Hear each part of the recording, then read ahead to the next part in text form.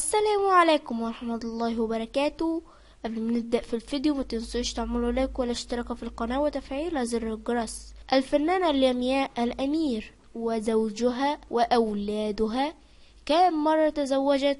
وهل لديها أبناء؟ بعد تصريحات الأخير حول الزواج ويتحدد زوجها بالسابقة، تصدرت لمياء الأميرة تنازلت سريعا ليسأل عدد كبير جدا من الباحثين عنها عن هو زوجها لمياء الأمير. مثل المصرية لمياء الأميرة تزوجت مرتين ولديها 3 أولاد. الزواج الأول كان من شخص من خارج الوسط الفني وأنجبت منه أبناء الكبير، إلا أن هذا الزوج أنتج بالتفاصيل. الزوج الثاني تزوجت مرة ثانية، وكشفت لمياء الأميرة أن فرقت السن الكبير في زوجها الثاني جعلها تقرر الجلال لفترة من الزمان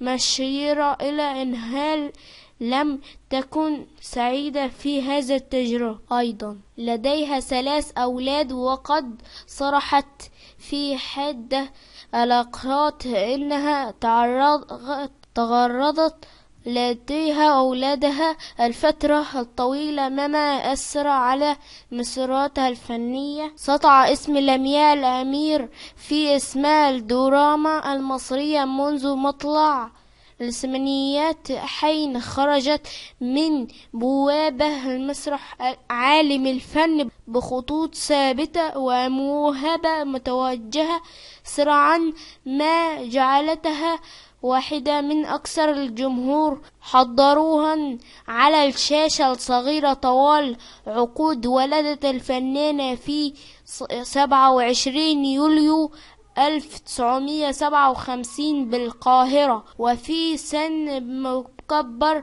أصطفت خلف شغفات بالفن. أبدأت رحلتها الأولى إلى الشق المسرح من خلال المسرحية عليها حصالتهش، التي تحولت لاحقا إلى محطة انطلاق المسير. تكددت تاشية أرشيفا حيال تاريخ الدراما المصرية الحديثة. تميزت لمياء الأمير بمقدرها اللافتة على تقديم الشخصيات المتنوعة بين الألام الراسمة والامرأة الثرية والوظيفة البسيطة وسيدات الطبقة الراقية، ما جعلها الطائفة ثابتة على شرعات الأعمال الشرير.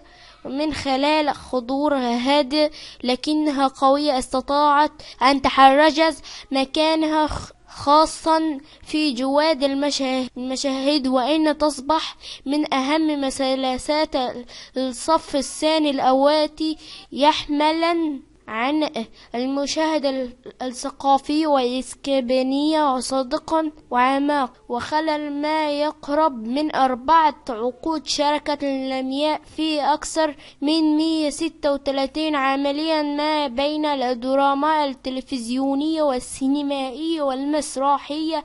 في التلفزيون تلقت في مسلسلات شكلها عالمية فارقة أبرز أما التكوم بدون صفية ورامي وعلى صيان بزاجية ونيران صديقة والنمير، مسلسل الدم وجبل الحلال وطاقة حب ولؤلؤ وفتان أمل حربي، حيث ظهرت كضيفة شرف مؤثرة في شخصية والد الشيخ يحيى.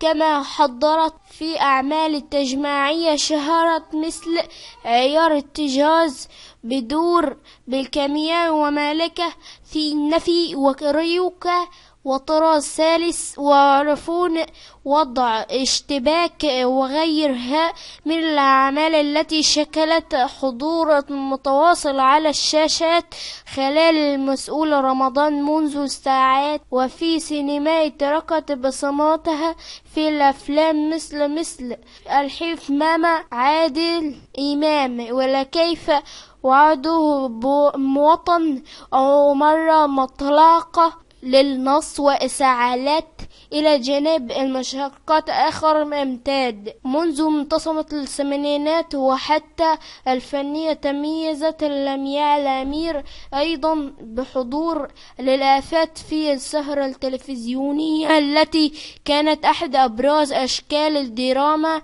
في الثمانينية والتسعينية، وظهرت في أعمال مثل أحسافين وأعداد زوجتي وإنه الشعنون والفانوس معقد، إلى جانب مشاركتها في فوازير فطوطة وفي عروض مسرحية أبرزها الوظيفة لا تنزل في جيبي ولا عايزة يجيني. ورغم عدم انتمائها إلى الفئة الجماعة العماءات في الصف الأول، فإن لمياء الأمير تظل واحدة من أكثر المسالات حضور صادقة على الشاشة بصوت العادي وإيداع المتزن، وقرادتها على منح إدراها طابعا إنسانيا يستقرر في ذاكرة المشاهدات. وهي اليوم وبعد مسيرة طويلة أمددت لا كثير من 40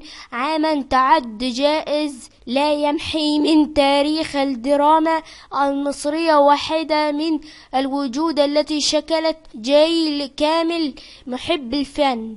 والسلام عليكم ورحمة الله وبركاته. ما تنسوش تعملوا لايك والاشتراك في القناة وتفعيل زر الجرس.